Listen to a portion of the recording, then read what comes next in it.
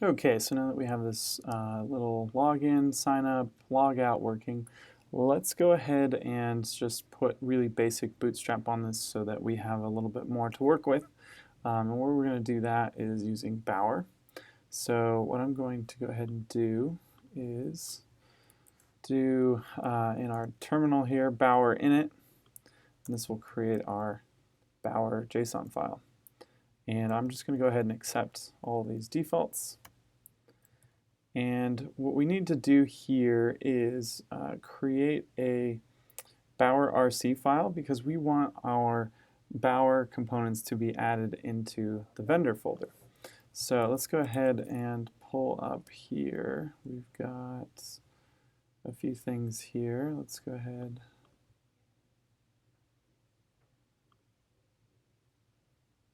And we're going to be using this. So earlier this week we covered adding Bootstrap to your project. I'm going to go ahead and just grab this, which is going to be directory, vendor, assets, Bower components.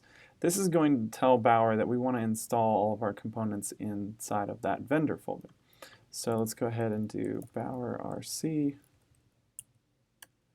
And I'm just using another text editor right now, TextMate, so let's just save that.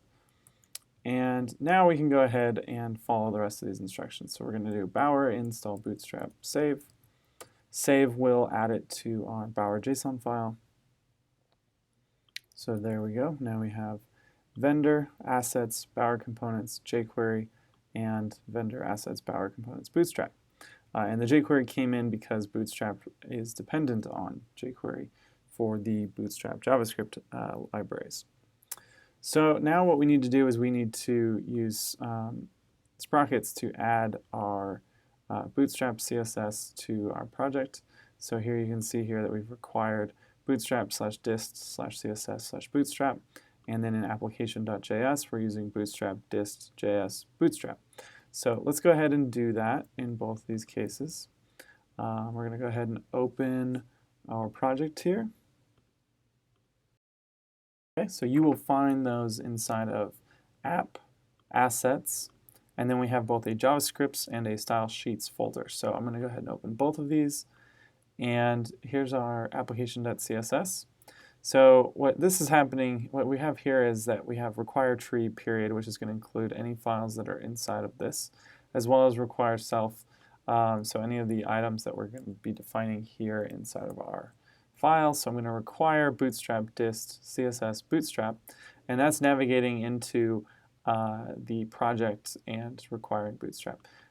Most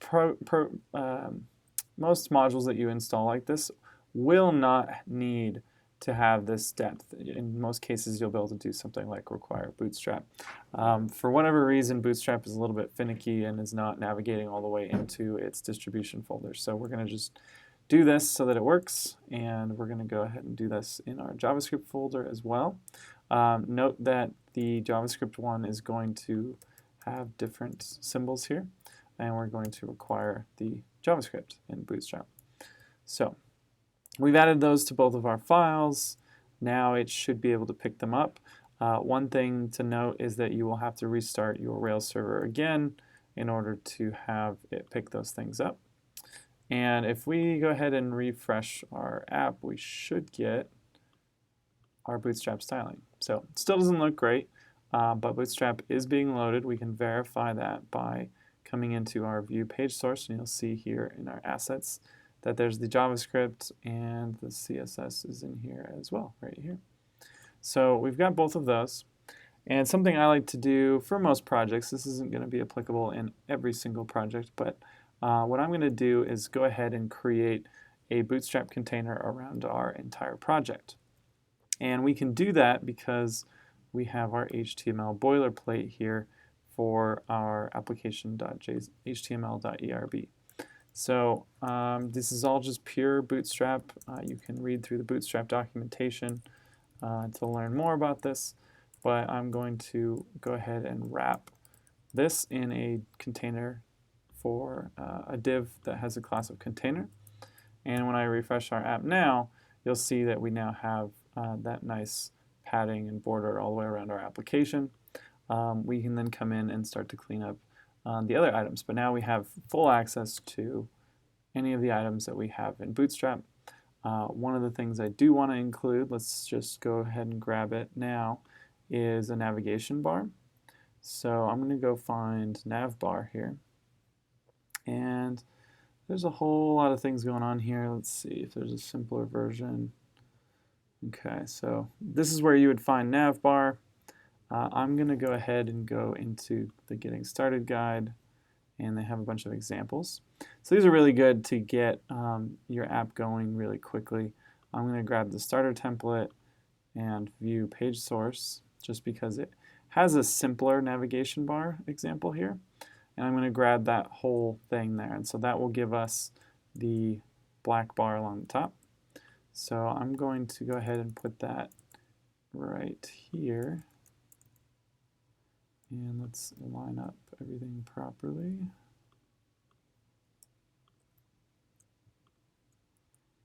Cool. So that will put a navigation bar inside of our body. And what we can do is we can go through and read what each of these items does, but we know that this one here, the project name, let's go ahead and call this Not Pinterest. And we've got a home, we've got an about, we've got a contact. But what we also want to do, let's see, let's go ahead and get rid of contact.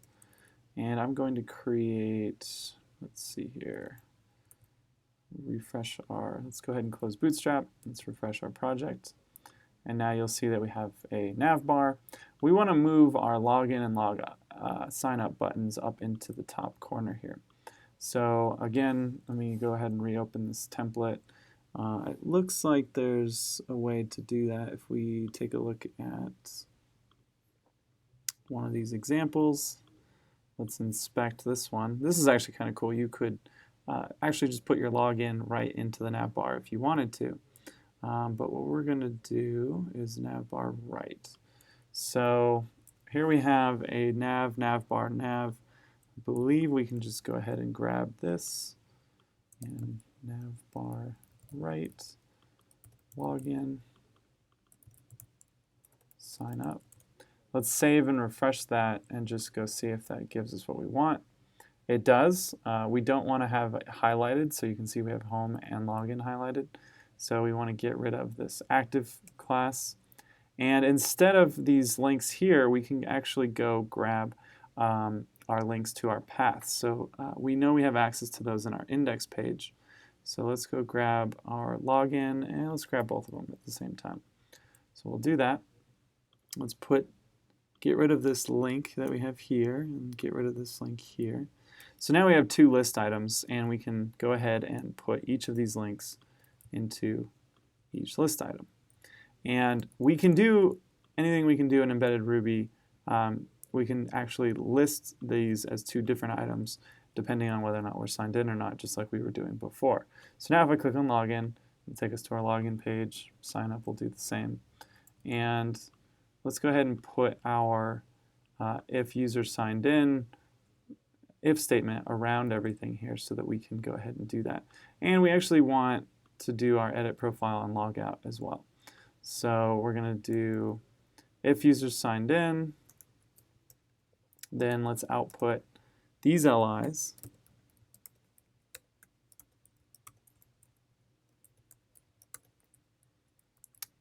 And then we're going to say else. We're going to output our login and our logout. And then we have to remember to end our if statement. So now we have this UL nav that we can customize. Let's go ahead and change about to pins, and we'll just have it equal to a £sign for right now because we don't have a place for it to link to yet. But now we have two ULs, and they're both in our nav. One of them is floating to the right, so we are using this navbar right style that comes with Bootstrap. And if we refresh now, we should be able to log in. We could also go ahead and get rid of these, so let's do that. We no longer need this here because this will always be at the top. So let's go ahead and sign up. Let's create an account. And so this is actually another feature of Devise I'd like to show you. Let's do a sign up, we should get two things happening. So yeah, the passwords are not matching, and our email has already been taken. This is not a great visual to be showing to our users. So later we'll want to clean this up. But you can see that Devise is checking for uniqueness on email, and it's also checking to make sure that this password and the confirmation password are being checked properly. There's also some classes being added in here because there were errors thrown that are causing their spacing to be a little off. So we would want to go ahead and look at what those classes are and style them accordingly. But if we go ahead and go to our login instead, remember we already have an account, do login, you'll see that now we have access to logout, edit profile. If we click on these things, nothing happens. So let's go ahead and wire these up to go to our home page. So the way we can do that is swap out this link here. So this is that not Pinterest link here. We're going to do link to, and let's go ahead and say not Pinterest, and we're going to do our root path. So our root path is always going to be, in this case, just / which is localhost / 3000 right now because of our development environment. But in order for this to look nice, we need to make sure we include this class.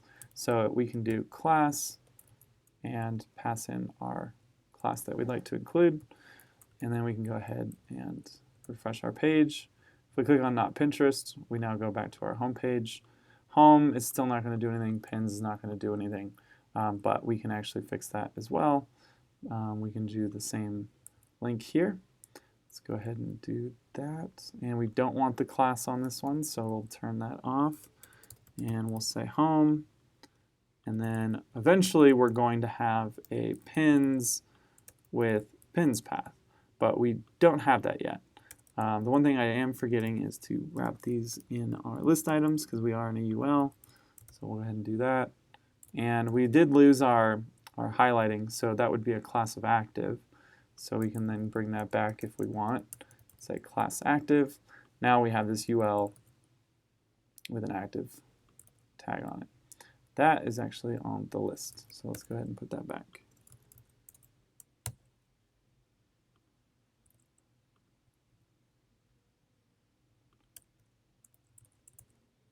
There we go.